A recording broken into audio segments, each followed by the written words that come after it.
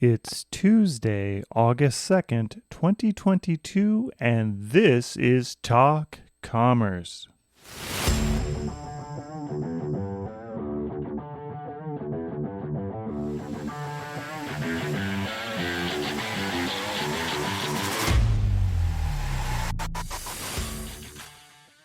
Brent interviews Kate Bradley with Lately. We talk about everything from entrepreneurship to employee happiness.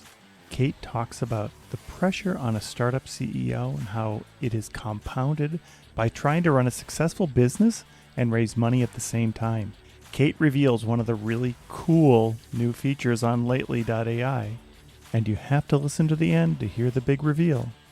Kate is the founder and CEO of Lately, the AI that learns which words will get you the most engagement and repurposes video, audio, and text into dozens of social posts containing those words. Kate is a former rock and roll DJ and has served 20 million listeners, almost as many as Talk Commerce, as music director and on-air host on Sirius XM. She also is an award-winning radio producer, engineer, and voice talent with 25 years of national broadcasting, communications, brand building, sales, and marketing expertise. What she learned in radio about the neuroscience of music helps fuel Lately's artificial intelligence. And as a free plug, Wagento has been a customer of Lately for years, and it is a fantastic service.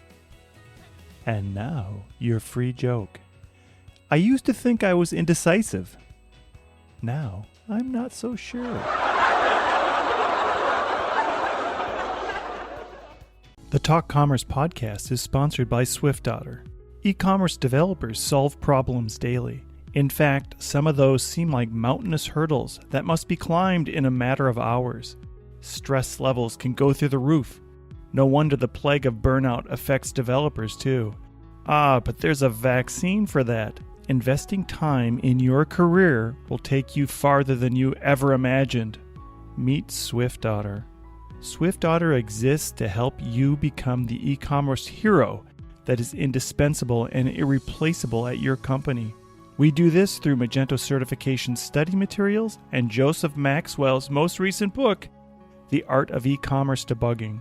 Go to swiftotter.com to learn more about how you can quickly climb the ranks in your quest to be a better developer. While you're there, use the coupon code TALKCommerce for 15% off any digital goods at swiftotter.com.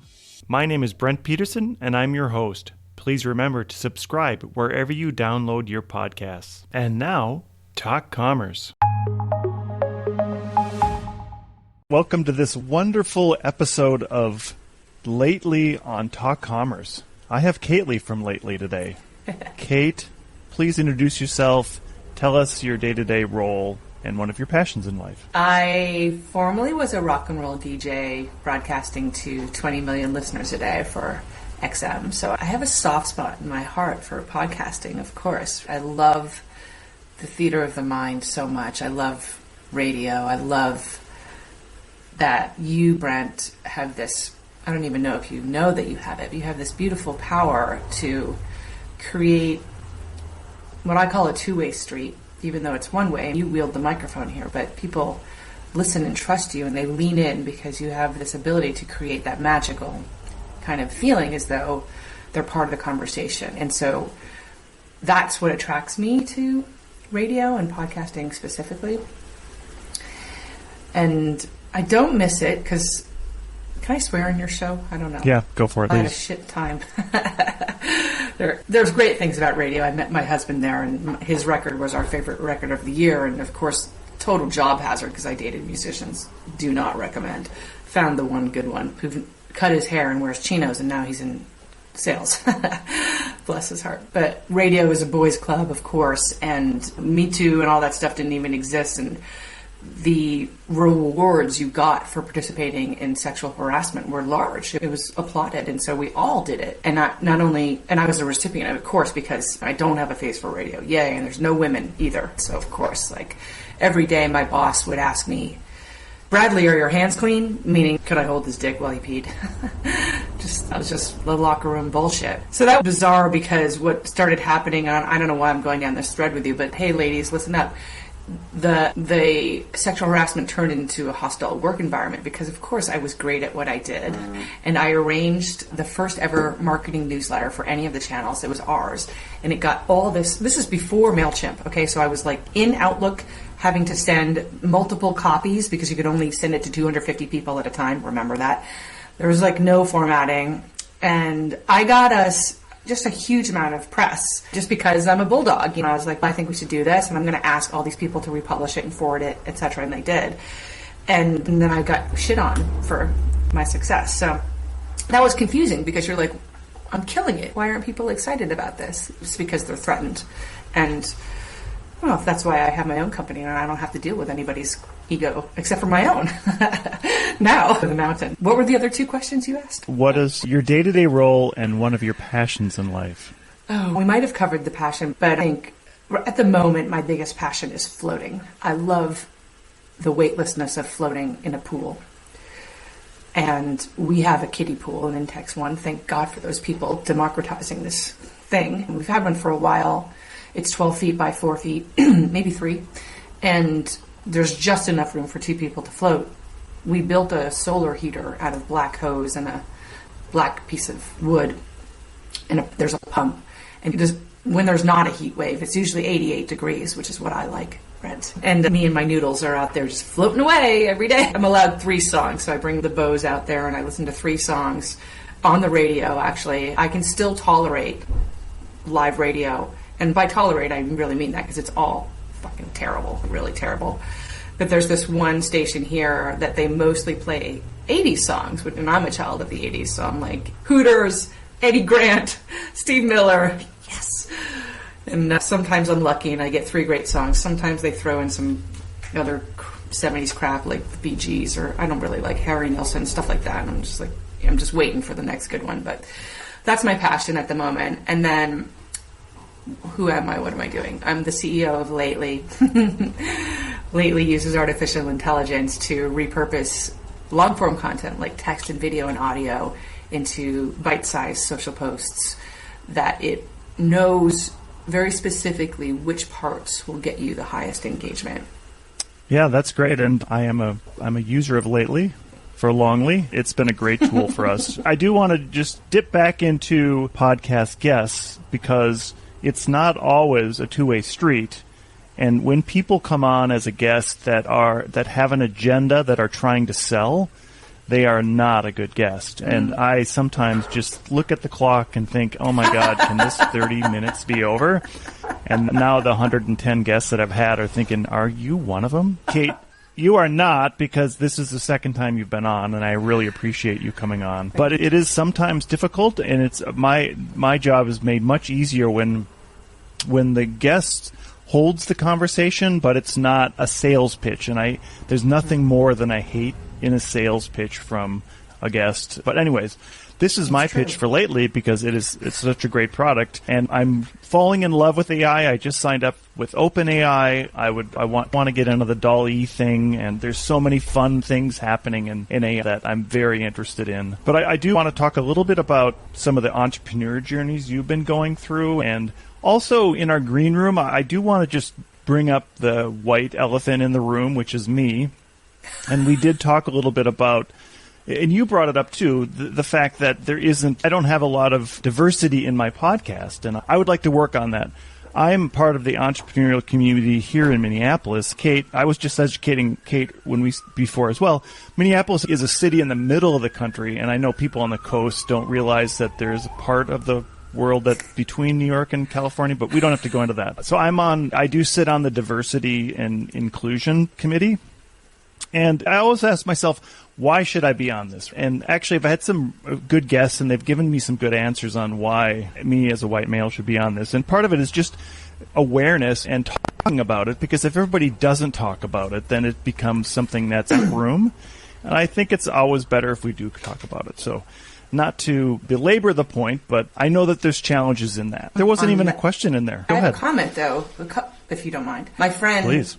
Jen, God, what's her last name? Vander something. Sorry, Jen. Vander Awesome. I'm just going to call her that. So we were on a panel once, and she expressed this in a way that was the first time I got it, which is this. When you are the underdog, you can only be lifted up by those who are on top. And the mistake many people make is not including the people who are on top in the conversation, and we rely on them to lift us up. So in your case, it has to be white men in the conversation because they hold the power in the world. They just do, for the most part. And not excluding them is just a stopper right away. So I get that. On the just a flip side, and we should go into politics because that's dangerous, but I was a marketing consultant for a company called the Perception Institute for about a year, and their mission in the world, they're a nonprofit, is to change the way that black men are portrayed in the media, black men and boys. And so I learned a lot about people, but black Americans specifically, and how they feel about white people intervening in their business. And it was mostly not nice, which was interesting. And the overall reaction was like, stay out of it with your woke perceptions, because what you think is right is not what we believe at all. And I'm generalizing, so forgive me there. But just a perspective, like, it's the ask you me, right? You have to never assume what any side wants. Everybody has to be at the table for the magic to happen, for the two-way street to happen. Let's get back to that. And the second comment I had related to that was, it touched on what makes for a good guest. So, believe it or not, I was a terrible interviewer on radio for a long time. I would get very nervous, and I was young, and so I didn't have a lot of experience doing that. It was the me show. I was great at the me show. I didn't know how to make people shine or ask the right questions because I was so nervous about pushing all the buttons and getting things right at the same time, because in my day, you were managing like the whole show, just like you are with your podcast. So there's a lot to do behind this, in the green room, as you're saying. So to tie in, what makes a good guest is when you are able to lift others up, number one. And that's, I think that goes both ways. But as an entrepreneur, what we say is make a fan, don't make a sale, right? Now, the value there might sound corny, but I believe in the long tail. This is the radio that I grew up in, is all about the long tail, the album cuts, not the hits, right? Get people to buy the records, make fans who are loyal to the death. And I saw the power of those people, because when you make a fan, they work for you for free and they can't help themselves. And so you get multiple bangs for your buck, because you make the sale and you make a machine, right? Yeah, no, and I really apologize for what I'm going to say now, because I do feel like now I want to change the name of my podcast to Ceiling, because I would love to get ceiling fans. But keep going. No, I'm sorry. Brent! That was so bad. Hold your nose, everybody. Yeah. So my wife and I had this conversation about the Marcia Belsky has a song about 100 tampons, and there was the first lady in space. She was going to be in space for a week, so they gave her 100 tampons, and she's on TED. She has a TED Talk, anyways. So she talked about the fact that she has this song, and then all of a sudden all these men started berating her about, you shouldn't make fun of these engineers at NASA. Like, who knows? Like, you need 100 tampons, right? For a week. And we had a very good conversation. My wife and I had a very nice conversation about it. And for me, I thought it through, and I'm like, yeah, that doesn't really make sense. I don't know any better. But her point was there was a lot of men that came out and were just hitting or making her feel bad that she'd come up with this song, or not making her. I don't know the right words, but they were whatever social media does. That's what they were doing. I have a segue for this. Okay. Yes, please. Ready? We need a segue. Yes, go. So one of my favorite lines is Catherine Hahn in We're the Millers, when she calls it a tampon, and she's from the Midwest. She is in this movie, anyways. And so around my house, it's called a tampon.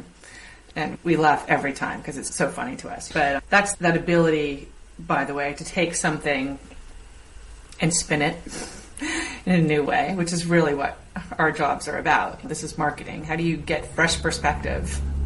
Whether it's 100 tampons in space or throwing a hot dog down a hallway, as she says. Right. I love that. I just did a post on LinkedIn. I don't know why. I was inspired by somebody on Twitter. And I said, words that make you like want to barf. And I said, I'll start. And the word was trousers. And so everybody piled on with not only just words that they don't like the way they sound. Moist got a lot of votes. For example, salacious got some, but then also bizblab was all over the place. So people were like partners and utilize at the end of the day, like all that kind of stuff. I'll reach out to you later. Yeah. So I was just thinking about how we can overuse words to death so they don't mean anything, like awesome, which I'm guilty of as well. All of America overuses awesome. But the whole point of communicating well is to not only communicate well, but to communicate with meaning and to, here's some bizblab, drive engagement, to make people lean in, is to take something very familiar and just turn it just enough so that somebody you catch the ear and you make them react. It's the reaction that we all want. And I love thinking about that. So my husband is great at this. He has all these isms. One is the hammer lane and the granny lane. That's what he calls the fast lane and the slow lane on the highway. Or dirt nap. That's like obviously dying. Dirt nap, okay. Or booger sugar is cocaine. Which we were just watching that Tom Cruise movie, American Made, which is a great movie, by the way. Even if you don't like Tom Cruise, it's a great movie. I agree. I've seen it. Very good.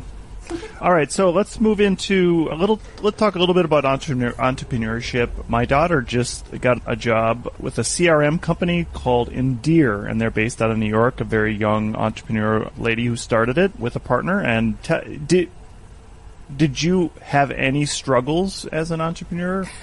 Oh, so many. I think the one that's ever present for me is, I don't know if it's confidence. I don't have an imposter syndrome per se, but I take things personally. That whole bullshit about it being work and business and not personal, it is bullshit. To me it is. Of course it's personal. It affects people's lives, right? And it has to be, right?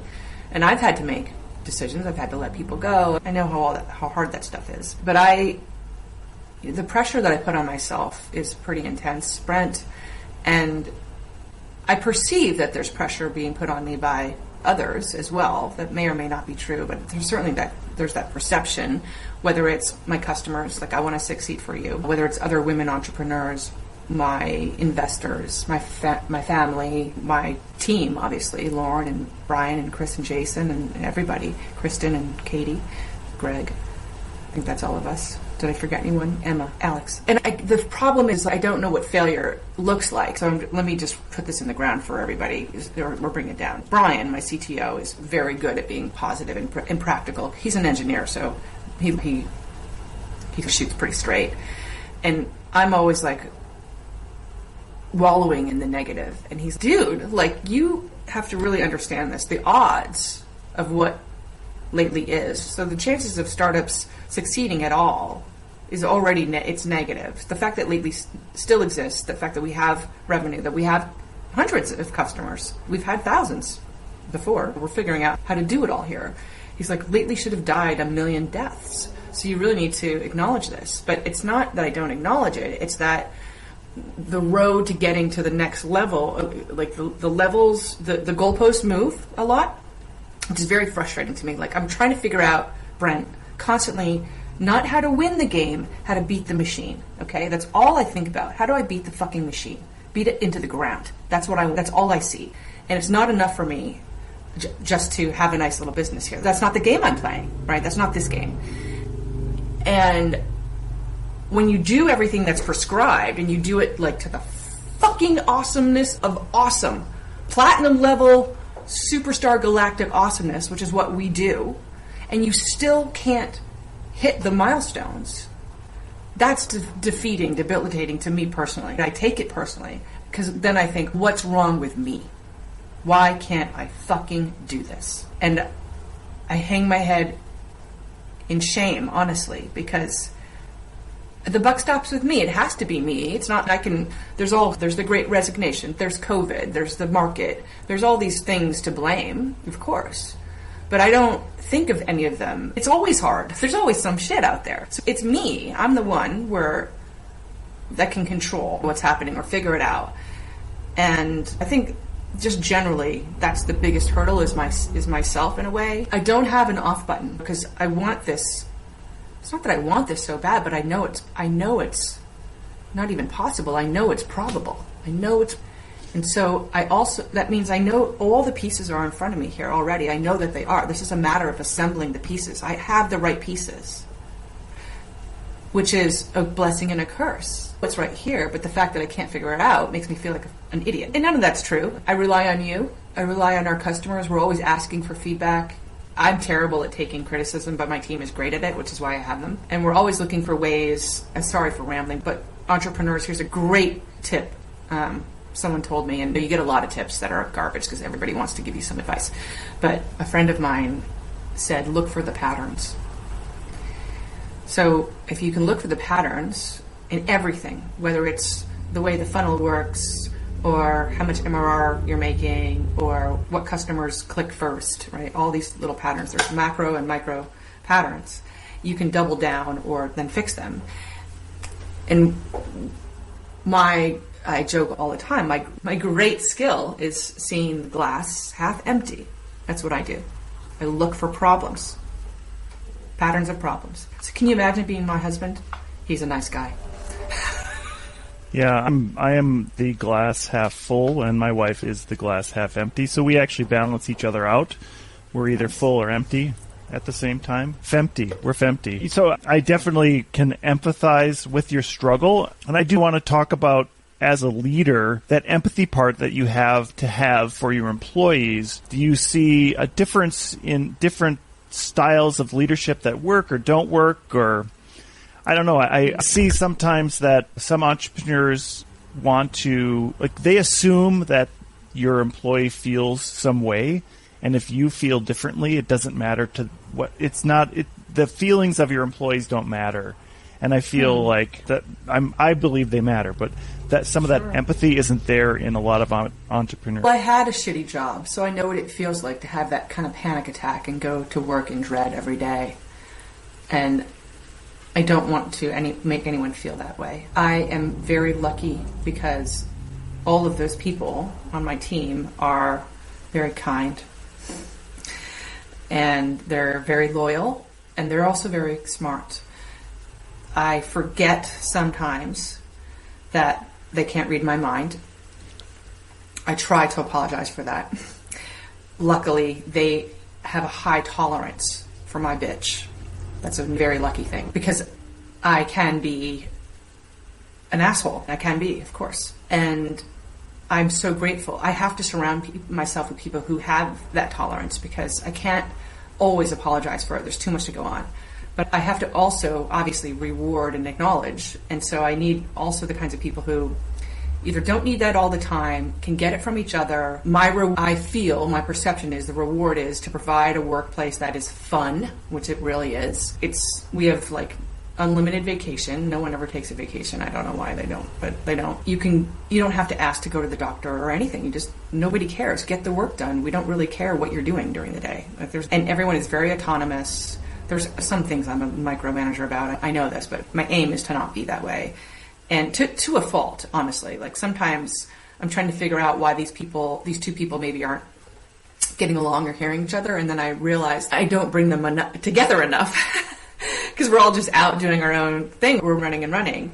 And one thing, sometimes I forget that because we are dispersed, and we always have been dispersed, and I like that because I feel it's so much more productive. I hate being in office when people are coming in and talking to me all the time. I hate that. I can't get anything done. And I will forget how smart they are. I'm like, shit, Chris has really good ideas. I need to ask him these questions more often and then utilize them. Or Lauren I think she's 15 years younger than me. I forget, but she's younger than me. And I forget that she is, because she's so... She's like 10. And I talked to Lauren. Lauren is fantastic, by the way. Isn't she great? Keep going, yeah, sorry. Didn't mean to interrupt you. No, I'm sorry for. She's so smart, and for all of them, my expectation is these people are on a scale of 1 to 10. They're 12s. They're all 12s, and so when they're only 10s, I get on their asses about it. Shame on me, because I believe in them. I respect them, and I'm so impressed with them. And Lauren is certainly one of those people. But she can tolerate my shit, which this is also what I appreciate. So the way I try to reward money is not the thing that motivates my team, because we often can't pay each other or the salary isn't very high. But I try to create a workplace where there's like a ton of flexibility and a ton of autonomy, because these are the things that I need personally. And I know there's people out there like me. And I think to providing a safe place, like I call it, where people can be themselves. Like we don't really have a lot of rules. The golden rule is our biggest rule, and we have 2 meetings a week, one for sales and one for the whole team, because we're small enough we can do these things still. And at those meetings we have what's called the rolling agenda. And so the rolling agenda is a Google Doc that goes on and on for years, and everyone's name is on it, and you're supposed to write what you're doing, what you've done and what you're doing there. And everyone reads it an hour before the meeting. And at the top of the meeting is the actual agenda discussion items. And the discussion items are the things that we all actually need to talk about together, because I don't need to have a report of what you're doing. And plus I can see it all in Slack. Our Slack channel is, I poo threads because I want it to bleed over for everybody. It saves me the time from repeating myself from silo to silo, and it makes everybody sympathetic or empathetic. And so the rolling agenda, what's so funny is there's almost never any discussion items, because we've already had the discussions. So it's a hang. We get on the phone and we find out that Chris's son, Zach, just performed at a comedy club and killed it with amazing jokes, a couple of dick jokes in front of his grandparents, but I guess they were killer. Awesome. Katie's daughter, Ruby, just scored some major role in a play. I think it was Beauty and the Beast. She's the lead, which is pretty great. Kristen's getting ready to go to Paris with her 2 children and her husband. So the first family vacation, and maybe the last one, because everybody's going to college. This is what we talk about. I love that about them, Brent. How lucky am I? Yeah, that's building a team like that is like the dream of any entrepreneur. I think you've talked a lot about that team building and how you've been successful in it. What would you, if you were going to say something to an entrepreneur who is hung up with, instead of that mentality that you have for performance, I don't care what you do all day just so you deliver what we're expecting. The opposite of that is, all I care about is that you come in and punch the clock.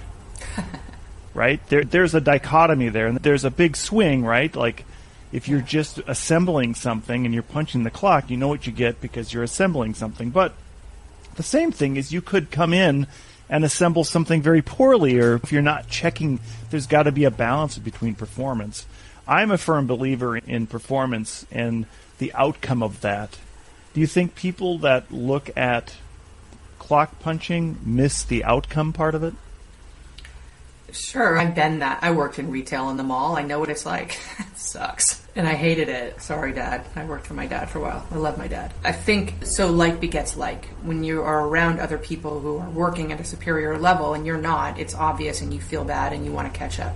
So that's one thing, right? And I've surrounded myself. I'm very lucky to have these people these are amazing people. Please never leave me, please. And I'm always concerned with like one of them, if someone's going to get married or girlfriend moves in or something like that. I'm like, is my productivity going to go down? It's so mean. That's my first thought. So my second thought is, I want joy for this person. Hello, what's wrong with you, Bradley? But I think we were saying earlier, like the work-life balance is bullshit. Like work is life and life is work. And if you're not having a great time during what you're doing, you're not feeling fulfilled and joyful and like you're doing something to improve the world or yourself, then you really need a different job. It's so important. I think for entrepreneurs, the objective I always think, and I think about this especially when I'm like arguing with my husband, is what is the outcome that I want here? What's the outcome? So let's back into it. Is the outcome to make someone feel wrong because they fucked up? Is that the outcome that you want? You want to make them feel bad so then they don't sell shit for you all day long because they feel bad and they're done? I've done that before. I've done that. I like making people feel wrong. Like I do. I like calling them out on their shit. I'm trying to go to therapy to improve this, but it's there. It's a thing. But I've learned not to do that, because what is the point? Now sometimes you have to correct someone on what they've done in order for them to improve. I'm not great at this, but that is my aim. Poor Lauren. I like people to write copy for me, so we work together on sales, and so she is in charge of the follow-up for the sale, right? So we have a call, we have to email them, she'll draft an email in Google, I'll take 95% of it apart and rewrite it, and then be like, okay, here you go.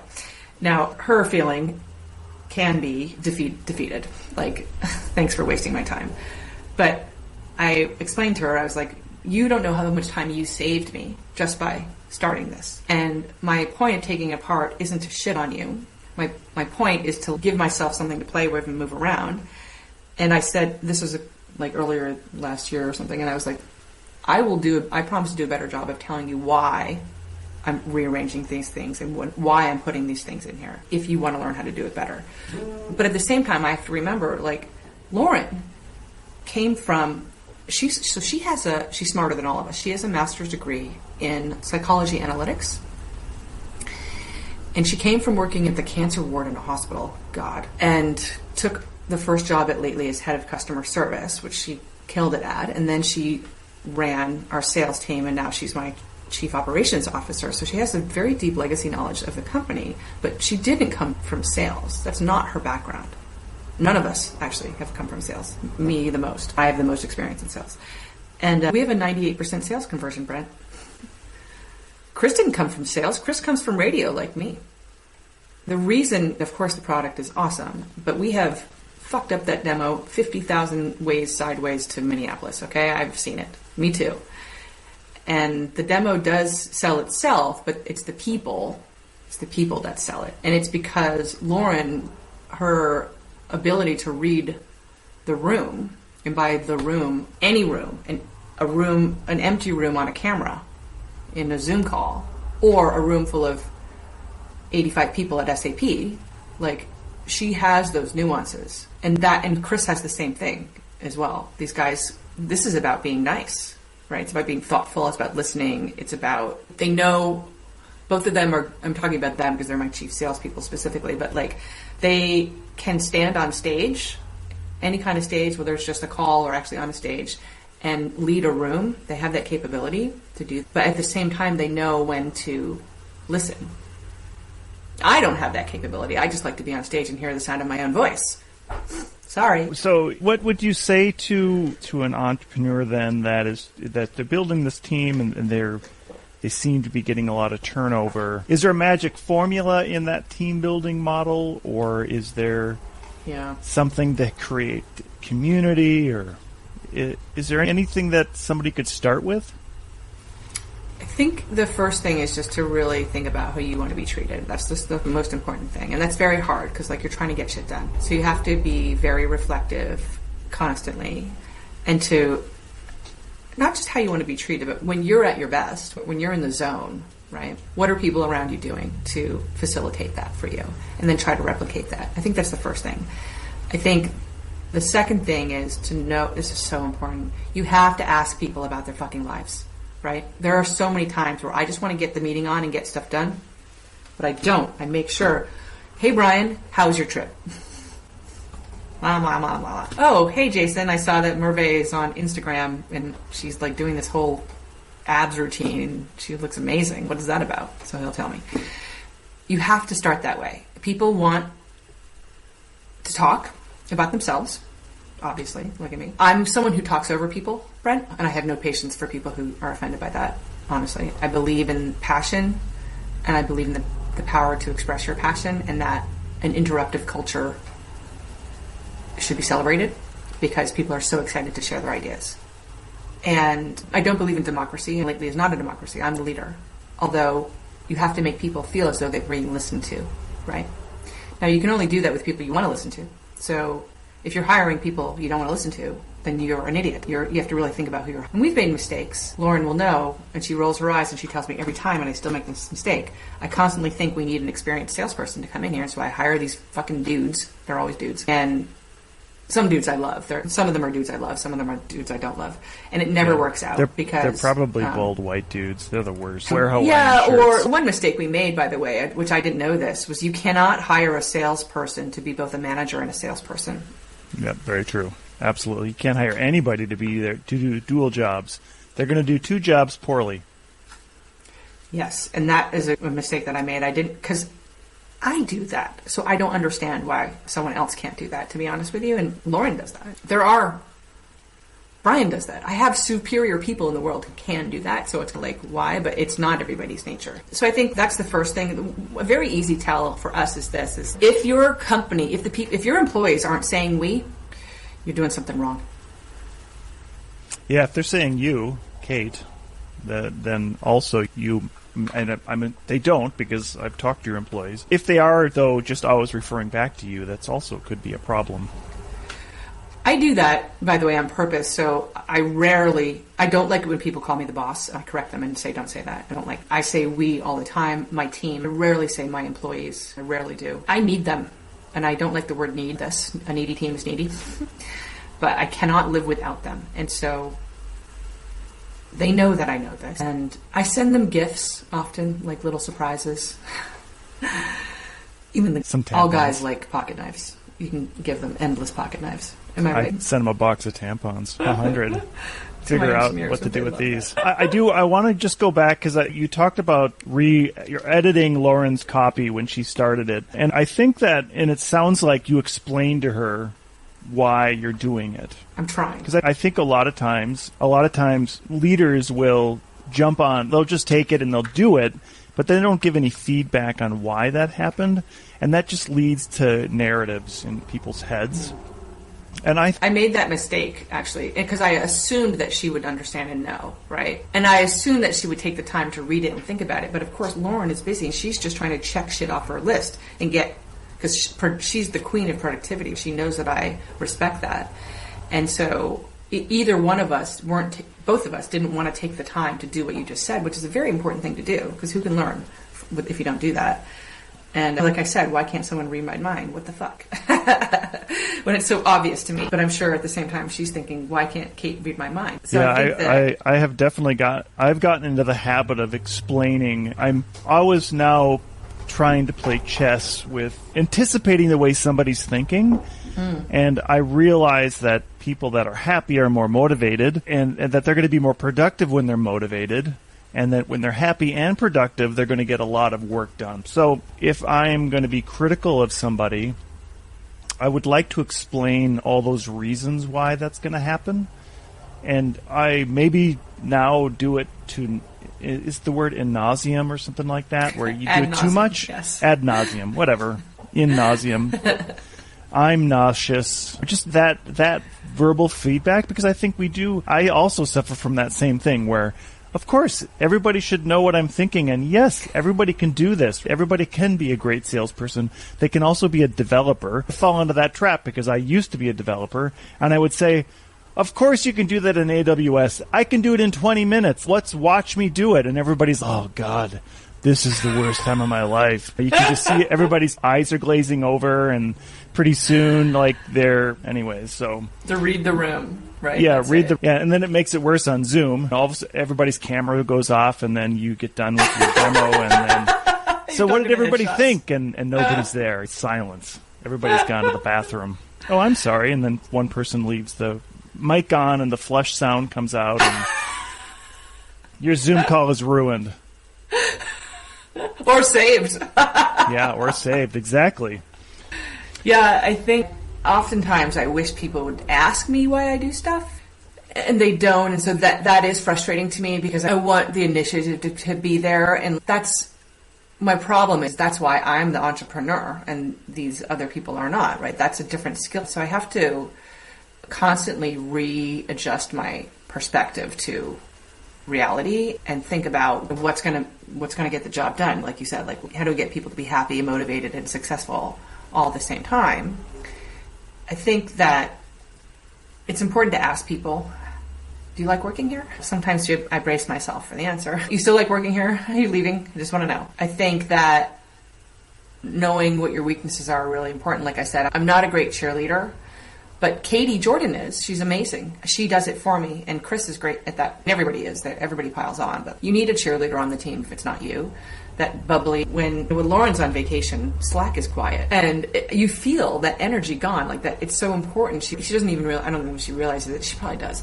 That how much that energy. Slack is our workplace, right? That's our work environment, and so you can see the thermometer of how things going. Now, when like last week, an investor who had hard committed first to a smaller amount and then to 3 times that amount, hard commit, pulled out for no reason. I just was like, motherfucker. I said every swear word of the thing, like that could be. And no, I don't do it in the general channel. I just did it with Lauren, Jason, and Brian.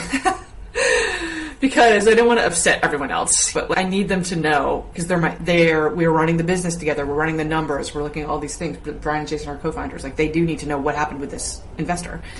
And I need the ability in a place to express my frustration. I also need them to have sympathy for me, because like when I have to ask them to not have a paycheck, they need to know exactly why, and I'm not doing it on purpose. And it's not because I'm selfish or a money grubber. There's a real reason, and it's very painful for me. So that sympathy, empathy thing here, I think is so important. Like, I'm just a person, Brent. I'm trying to do this thing, and these people's lives are in my hands a little bit, because a paycheck is a paycheck. Yeah, I want to just jump on that happiness thing. I had a post on LinkedIn recently that I just put out there. I meet with every person on my team every quarter, one-on-one, just for 15 minutes to get to know them. And we have team members in India and Mexico.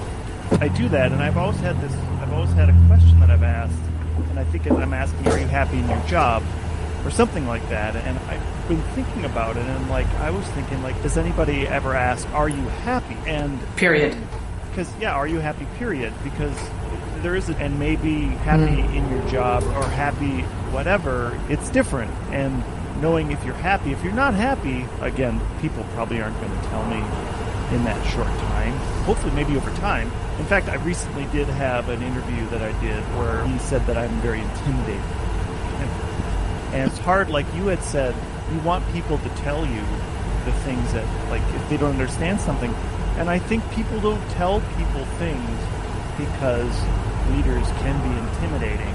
I can get very impatient and then I can be an asshole. And especially when something's going the way it should go, and I'm going to assume you can relate with this. This is something that's so obvious. Why aren't we all doing this? Whatever that thing is. Oh my God, this is obvious. We should know this. You always get French fries at McDonald's. What the heck? Which I don't. It's their thing. I don't know. I'm just making that as an example. But come on, everybody knows that. In this world, as you're driving on the freeway and you stop and you get a burger, you get fries, right? You get a Coke and a fries. Everybody does that. What the heck is going on with our team? You guys are only getting chicken sandwiches? This is ridiculous. Everybody knows it. It's true. So I don't know. I think it's it's got to be one of the hardest things as a leader to give that space to somebody, to allow them to open up and tell you, because it is a little bit of vulnerability from that person. And maybe I'm dealing also with 3 different cultures. It used to be 4. We used to have an office in Bolivia, but we have 3 cultures now. So every culture is a little different, right?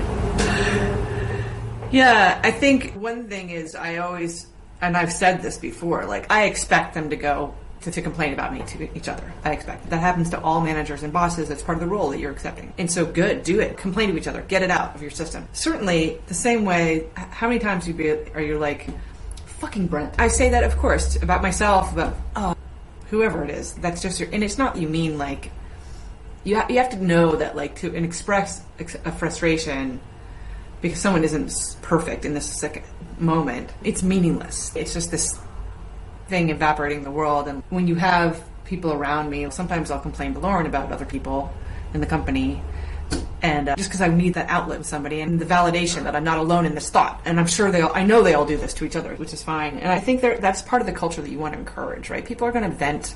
This is human nature, and I think of it as if everything about lately was just smooth sailing, boy, we'd have no fun whatsoever. This is part of the adventure. Are we going to make it? Are we not? So it's that ups and downs that keeps it interesting. Like, I think that's why they come to work every day, is because they're wondering what's going to happen. I don't know. It's often said that without stress, without contention, without arguments, that you don't move anything forward. If everybody's always on the same page, you could be going in the right direction, but you may not. Having a dissenter there is having a dissenter there to ask those questions is important, and I think essential. It's essential, right? We, as a leader, we need to make that space. I know that we've sent Indian developers to Germany on site to work, and one of their things that they've said was that they were surprised that the other team members on the German team would give hard pushback to the boss in the room.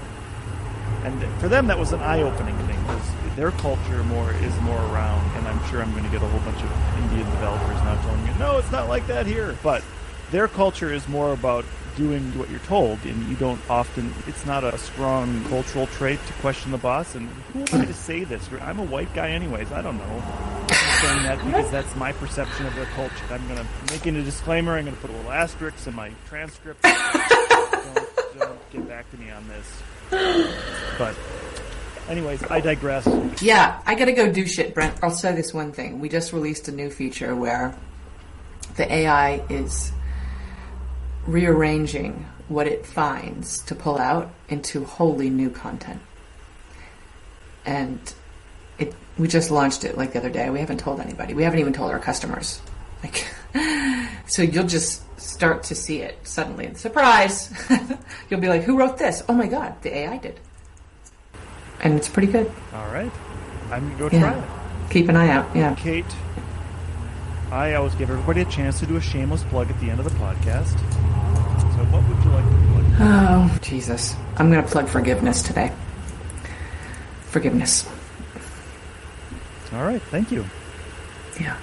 I think we all need a little more. Kate Gladly.